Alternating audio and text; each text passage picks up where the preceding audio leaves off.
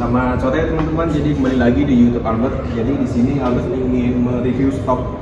Ini sisa last stok banget nih 2024 dan untuk variannya ini adalah varian XLT. Jadi kalau teman-teman yang kau masih mending yang penting nyarinya kenyamanan, gak terlalu mementingkan adasnya, XLT ini jadi salah satu opsional banget. Ada dia fitur seperti mode berkendara itu masih ada. Cuma beda di adasnya aja. Pertama dari depannya teman-teman, yang berbeda tuh kalau yang Everest XLT, dia tuh kalau bagian bumper bawahnya sininya aja, dari sini sampai sini teman-teman, itu dia warnanya warna silver. Tapi kalau yang XLT, dia full hitam seperti ini. Kalau di Titanium dia silver, sama kamera 360 juga dia belum ada pastinya. Nah lalu kita ke bagian lampu sebelah sini dulu ya teman-teman. Nah lampunya sebenarnya sama aja teman-teman, dia udah full LED. Dari ininya udah C clamp juga, dia LED proyektor juga, dan fog lamp-nya pun dia juga ada LED. Nah lalu kita ke bagian sampingnya teman-teman, yang berbeda lagi. Ban memang sudah seperti ini ya. Untuk ban dia tetap memang pakai Wrangler, cuman velgnya dia berbeda dengan Titanium. Kalau Titanium ukurannya kan 20, kalau yang ini ukurannya 18 inch. Cuman untuk pengereman dia sama kok, depan sama belakang. Dia udah ventilated disc, jadi udah display depan belakang, jadi aman lah. Nah berbeda juga kan di sini teman-teman. Dia kalau dari warna spionnya aja, kalau XLT itu mengikuti body. Sedangkan kalau XLT mengikuti body. Kalau yang Titanium, dia itu di sini silver. Sama dia juga nggak ada yang 360. Mungkin 360 kan depan, spion sama belakang. Ini nggak ada. Nah ininya juga nih pegangannya teman-teman. Kalau yang di Titanium dia tuh warnanya chrome, dia lebih ke chrome. Kalau yang ini dia ngikuti body banget ya. Nah lalu kita ke bagian belakangnya.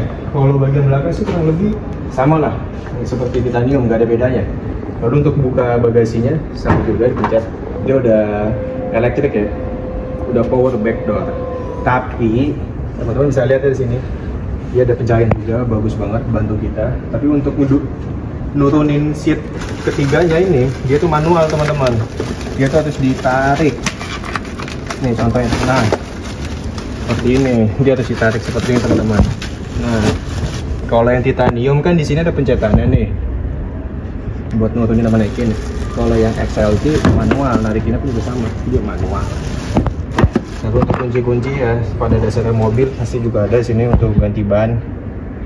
Ini untuk nyopotin ban serepnya. Ban serepnya itu udah di bawah teman-teman. Nah lanjut di sini untuk nutupnya tinggal pencet aja sama dia kayak Titanium. Nah tapi dia masih ada kamera mundur setidaknya, masih oke lah kamera mundur.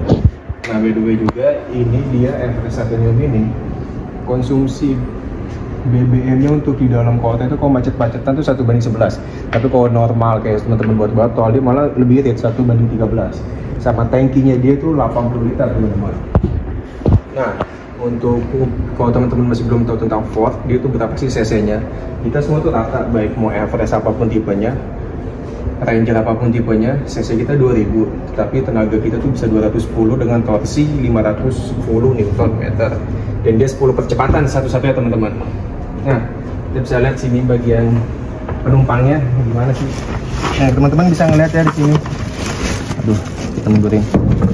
Nah bisa lihat ya di sini, tinggi aku itu sekitar 183. Ini masih ada space dan ini masih lega. Ini bangku masih bukan settingan, ini bisa dimajuin lagi.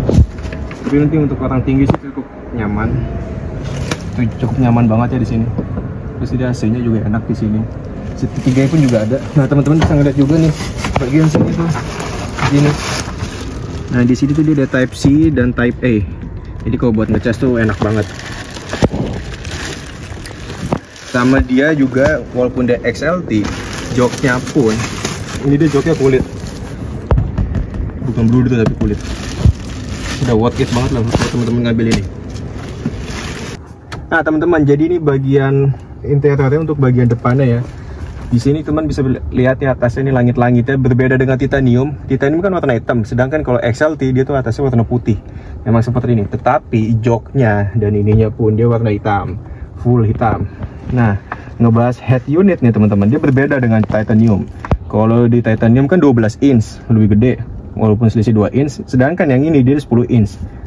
Perbedaannya emang 2 inch, cuman kelihatan banget perbedaan teman-teman. Misalkan teman-teman udah datang ke sini, kayak lebih kecil gitu, lebih berbeda dengan Titanium. Nah lalu tempat penyimpanan di passengernya nih sebelah kirinya. dia tetap sama kayak titanium. Di atasnya juga ada dashboard atas penyimpanan, dashboard bawah juga ada penyimpanan nih. Nah, lalu di bagian sini teman-teman bisa lihat ya, dia di sini ada wireless chargingnya juga. Nah, ini kelihatan, ini wireless chargingnya di sini, dia udah wireless kok. Oke, selama HP teman-teman support, dia bisa. Lalu ada juga di sini Type C dan Type A juga, sama seperti di bagian belakang untuk kabel dunia perkabel-kabelan. Dan dia juga seperti titanium, dia ada 3 mode untuk penggerak rodanya. Yang pertama 2 high, 4x2-nya. Lalu 4 high itu yang 4 high, 4x4 juga. Lalu kalau teman-teman misalkan tanjakannya lebih ke off-road-an sama tanjakannya terlalu nanjak banget, itu teman-teman makanya yang 4L.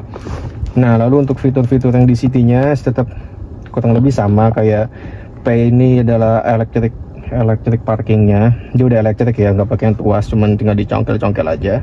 Otomatis itu juga auto hold. Nah, auto hold-nya itu teman-teman nyetingnya di head unit, bukan di daerah sini, cuman di sini. Itu terserah teman-teman mau dinyalain atau enggak. Nah, lalu ini untuk P ini adalah sensor parkir ya teman-teman, bukan parkir yang otomatis, cuman sensornya aja yang bunyi-bunyi tit. Nah, ini teman-teman mau nyalain atau enggak itu terserah teman-teman. Nah, lalu ini yang gambar seperti ini adalah hill descent controlnya dia. Jadi saat turunan teman-teman gak perlu khawatir mobilnya bablas, karena dia akan memberatkan beban mobilnya misalkan teman-teman nggak ngerem. Lanjut kita ke bagian AC-nya teman-teman. Untuk AC dia sama dual zone seperti titanium, jadi yang kiri bisa teman-teman atur sendiri nih contohnya. Nah, ini 16,5, nah ini bisa 18,5 atau berapa, jadi menyesuaikan yang kiri sama yang kanan untuk AC-nya. Untuk fitur-fiturnya, nah belum bisa dipencet. Kenapa ya teman-teman? Itu karena mobil ini belum dicek PDI, jadi kita nggak bisa terlalu banyak mengatur di head unitnya. Paling Ngabet cuma bisa ngasih tahu kayak fitur safety-nya itu kayak airbag itu dia ada 6, kalau nggak salah 6 sih lebih tepatnya ya, 6. Kalau yang double cabin dia di 5. Dia tuh tambahannya di setir yang jelas 1, sama di bawahnya untuk mobil SUV kayak kita tuh di kakinya, jadi aman banget. Lalu kita bahas ke bagian digital cluster ya. Pertama dari setirnya dulu teman-teman, dia tuh cuman memiliki fitur namanya cruise control aja, belum adaptif. Jadi cruise control itu cuman bisa ngelock kecepatan teman-teman, sama juga limit. Ini limitnya cukup berguna nih teman-teman. Jadi misalkan teman-teman punya teman yang rada gila bawa mobilnya, limit ini sangat berguna. Contoh, misalkan teman-teman mau ngelok kecepatannya cuma di 60 aja, ya udah teman-teman misalkan udah ngelok kecepatan di 60, ini nggak bisa dicontohin karena mobil ini harus jalan baru bisa dicontohin. Sedangkan kita juga belum ada unit test drive teman-teman, karena kita lebih mengutamakan penjualan, makanya test drive kita belum ada. Nah, gunanya limit tadi contohnya itu, jadi misalkan udah di lock 60, teman-teman mau bejek sedalam apapun itu, ya udah dia akan ngelok 60 dan nggak akan lebih, tetap maksimalnya di 60. Nah gitu. Nah, lalu ini ada voice command. Ini mic-nya di sini teman-teman bisa lihat. Ini tuh untuk menyuruh lah. Nanti ngarahnya dia ke head unit. Contohnya misalkan teman-teman mau style musik apa segala macam, menyuruh apa lagi, itu bisa. Dan itu menggunakan bahasa Inggris ya teman-teman, nggak bisa bahasa Indonesia. Karena kan unit kita juga unit CBU dan brandnya pun juga dari Amerika. Nah, lalu untuk setirnya sendiri, dia udah kayak titanium nih, udah enak, bisa menyesuaikan. Dia udah tilt teleskopik, jadi menyesuaikan dengan tinggi teman-teman. Lalu untuk bangkunya dia tuh udah 8 pengaturan ya, bisa dimaju mundur, maju mundurnya bisa. Di sini juga bisa untuk nyamanan pinggang, ini untuk jarak kaki teman-teman.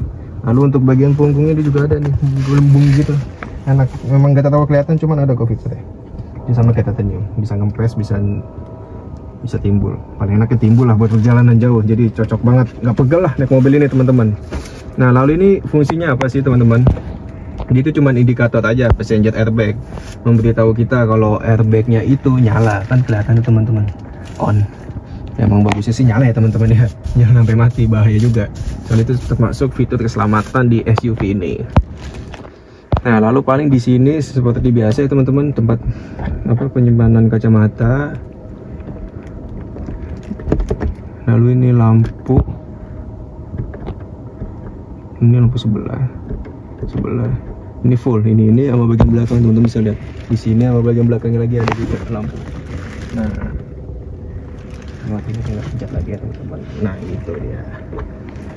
Nah teman-teman, misalkan mau langsung cepat nih untuk pemesanan unit Ford Everest XLT ini, teman-teman langsung aja hubungin Albert di kolom deskripsi. Itu nanti akan Albert cantumkan itu nomor WA ya teman-teman. Jadi teman-teman bisa by WA ataupun mau telepon by WA pun itu juga bisa banget.